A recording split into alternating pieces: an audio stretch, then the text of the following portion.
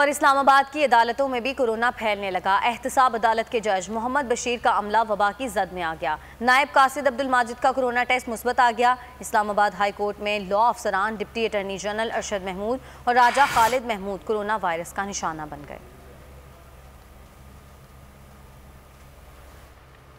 اور اب بات کرتے ہیں کہ مساجد اور امام بارگاہیں کھلی رہیں گی، رمضان میں تراویح بھی ہوگی۔ معاون خصوصی مولانا طاہر اشرفی کی میڈیا سے گفتگو، انہوں نے کہا کہ نمازی وضو اور سنتیں گھر سے ادا کر کے آئیں۔ عوام سے گزارش ہے کہ جائے نماز ساتھ لے کر آئیں۔ علماء کرام کو اعتماد میں لے کر SOPs طے کریں۔ عمران خان کے فحاشی سے متعلق بیان کو غلط پیش کیا گیا۔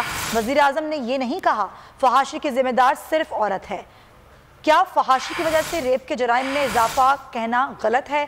مدارس کے دینی معاملات میں کوئی مداخلت نہیں ہوگی۔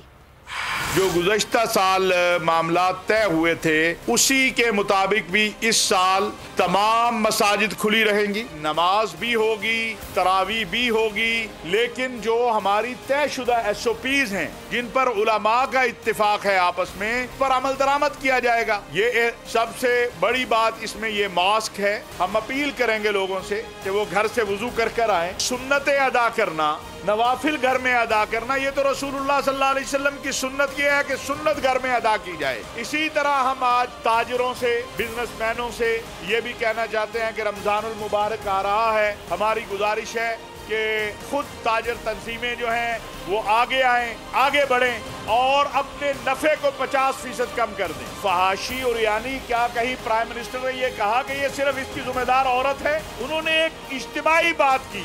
کیا یہ بات کہنی کہ فحاشی اور یعنی کی وجہ سے ریپ کے واقعات زیادہ ہوئے ہیں یہ کوئی جرم ہے؟ وزیر اعظم نے درست صفت نشاندہی کی ہے۔